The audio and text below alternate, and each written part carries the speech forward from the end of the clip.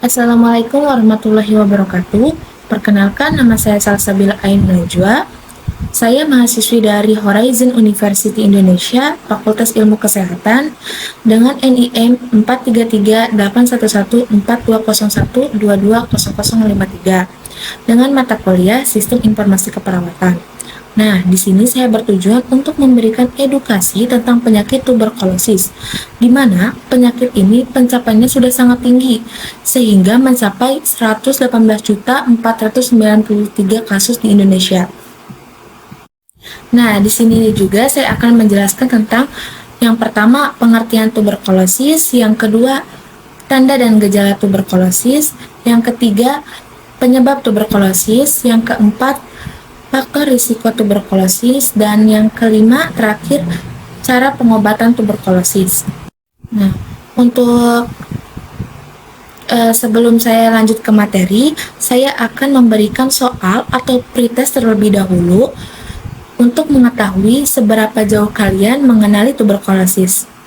Sebelum ke pretest, saya akan menjelaskan sedikit tentang tuberkulosis. Apa sih itu tuberkulosis? Tuberkulosis adalah penyakit infeksi bakteri yang dapat mempengaruhi paru-paru dan organ lain. Penting untuk mendeteksi, mendiagnosis, dan mengobati tuberkulosis secara dini untuk mencegah penyebaran dan komplikasi serius. Pengobatan yang tepat dan penuh waktu adalah kunci kesembuhan. Upaya pencegahan seperti vaksinasi dan hidup sehat juga dapat mempengaruhi dan mengurangi risiko tuberkulosis. Nah, lanjut. Tadi pengertian tuberkulosis ya. Sekarang kita lanjut ke pretestnya. Nah, di sini ada linknya, link Google Form-nya. Kalian bisa ketik atau juga bisa kalian langsung scan yang di atas ini ya.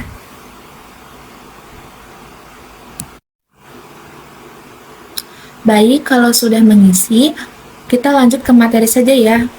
Oke, mari kenali tuberkulosis. Nah, yang pertama ini, apa sih itu tuberkulosis? Tuberkulosis merupakan penyakit yang disebabkan oleh bakteri Mycobacterium tuberculosis. Tuberkulosis ini atau TBC juga menyerang paru-paru dan dapat menular kepada orang lain. TBC dapat menyebar melalui udara ketika penderita TBC batuk atau bersin. TBC merupakan penyakit lama yang masih menjadi pembunuh terbesar manusia, menurut Abbas 2017. Lalu yang kedua ada tanda dan gejala TBC. Apa sih?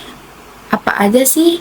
Yang pertama, penurunan badan selama 3 bulan berturut-turut tanpa alasan yang jelas. Lalu yang kedua, demam lebih dari 1 bulan.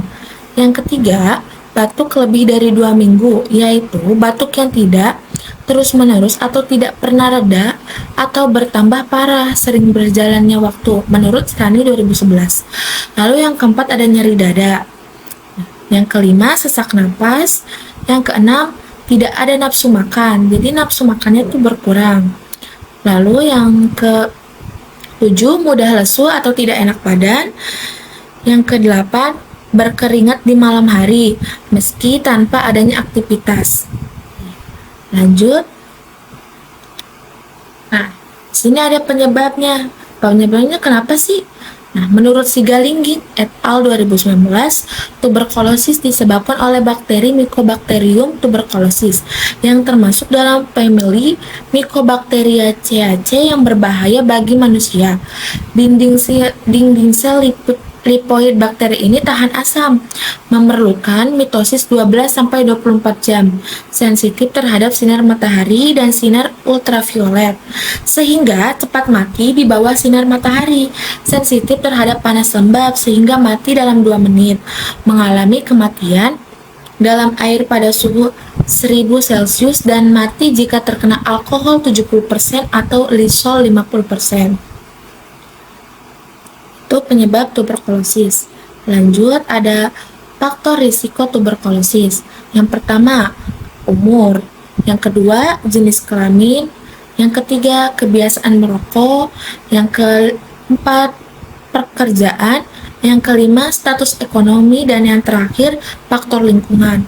Faktor lingkungan ini adalah faktor yang mempengaruhi pencahayaan, kelembaban, suhu, kondisi atap, dinding, lantai rumah, dan kepadatan penghuni. Bakteri Mycobacterium tuberculosis ini dapat masuk ke dalam rumah yang bangunannya tidak mendapat sinar matahari, menurut Budi 2018.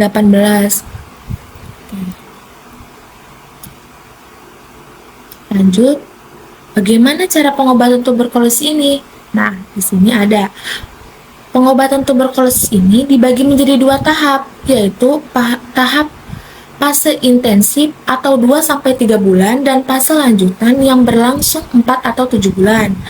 Prinsip utama pengobatan tuberkulosis adalah mengikuti pengobatan yang diresepkan sesuai jangka waktu yang ditentukan oleh dokter, sehingga bakteri penyebab tuberkulosis ini tidak menjadi resisten terhadap obat yang diberikan.